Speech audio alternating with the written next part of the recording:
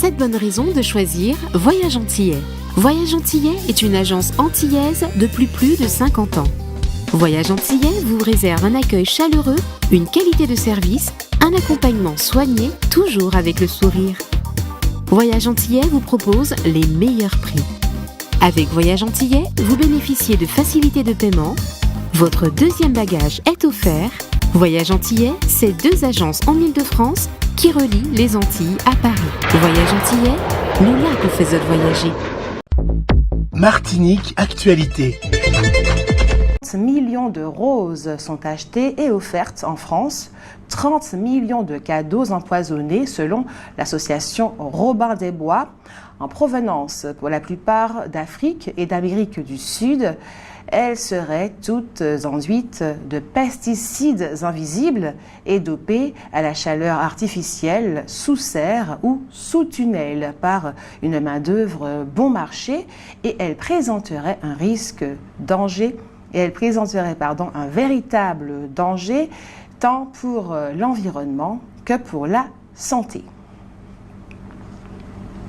Après le report de 3 précédentes audiences, l'affaire des comptes de GBH a finalement été plaidée hier matin, jeudi 13 février, au tribunal de commerce de Fort-de-France. C'est une association de 4 citoyens, dont 2 en Martinique, qui ont attaqué en référé GBH pour demander la publication des comptes de la holding qui ne le faisait plus depuis 2018. Des comptes qui ont finalement été déposés, dont les derniers mercredi soir. GBH a demandé que le tribunal déclare la procédure sans objet. Les plaignants réclament, eux, que le groupe soit condamné à publier ses marges arrière. Le délibéré sera rendu le 4 avril.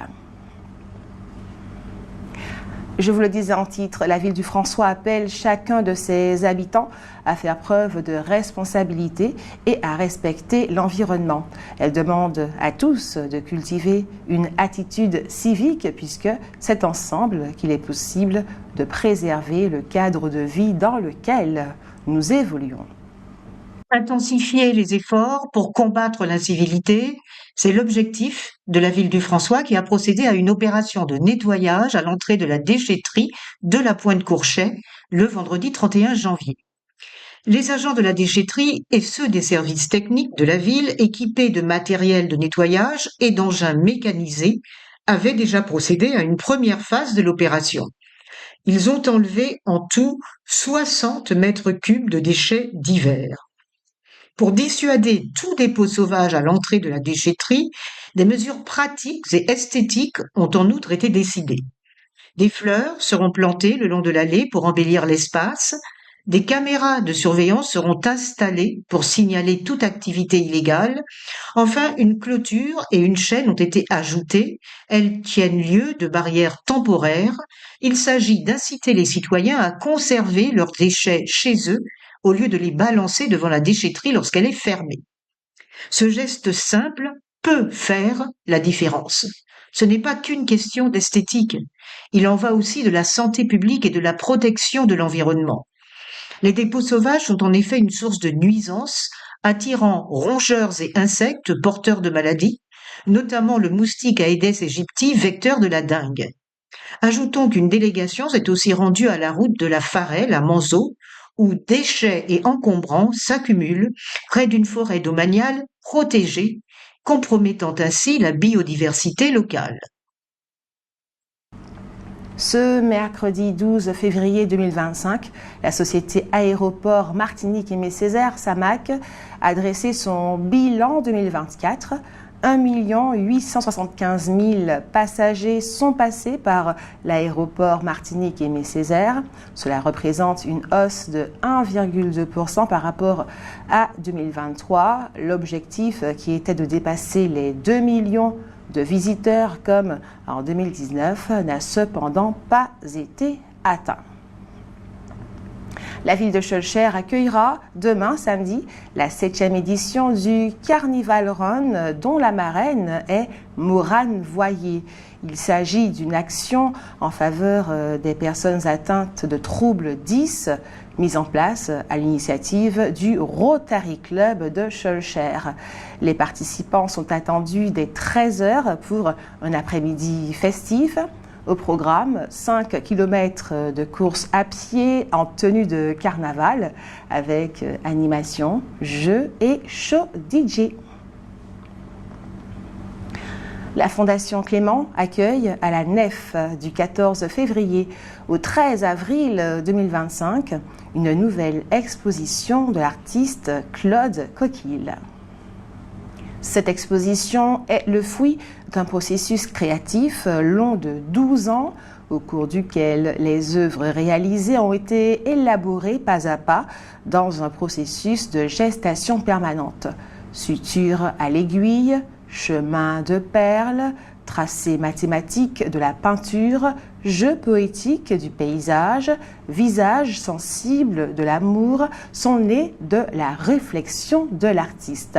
Il nous offre ainsi ce voyage en humanisme où l'autre est nous-mêmes, un parcours au cœur des déambulations de l'esprit dans les sentiers de l'imaginaire, quand des vagabondages naturels nous libèrent des contraintes du quotidien ou classicisme, mais aussi foisonnement de l'art baroque et épure de la photographie plasticienne se côtoient sans heurts.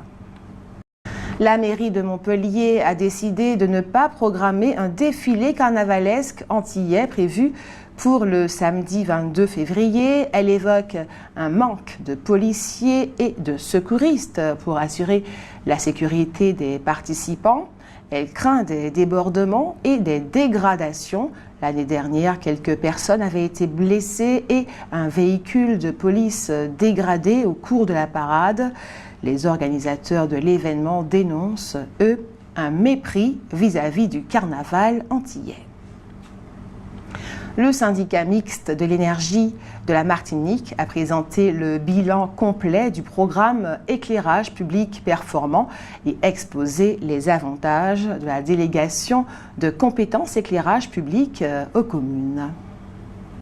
Ce programme mené en partenariat avec le programme territorial pour la maîtrise de l'énergie et les communes a permis, selon la SPMEM, de moderniser l'éclairage public, de réduire considérablement la consommation énergétique et d'améliorer la qualité de vie des habitants. Au programme de cette rencontre, il y a eu notamment le bilan détaillé du programme réalisé sur 21 communes, économie réalisée, amélioration de la performance énergétique, impact sur la biodiversité, etc. Un téléspectateur lance l'alerte. Selon lui, une plainte collective auprès du tribunal administratif pourrait être déposée contre Action Logement Martinique qui a lancé en août 2024 le prêt Accession Jeunes Actifs garanti par l'État et la collectivité visant à permettre aux jeunes Martiniquais d'acquérir un logement afin de lutter contre l'exode massif vers l'Hexagone. Faute de personnel suffisant pour les traiter, les dossiers resteraient bloqués et les jeunes seraient contraints de se tourner vers des organismes de financement au taux d'intérêt exorbitant. Affaire à suivre donc. Hier jeudi, Manuel Valls a confirmé qu'un nouveau CIOM, Comité interministériel des Outre-mer, serait bien organisé cette année. Mais il a repoussé sa tenue au second semestre 2025. Il n'y aura aucun tabou.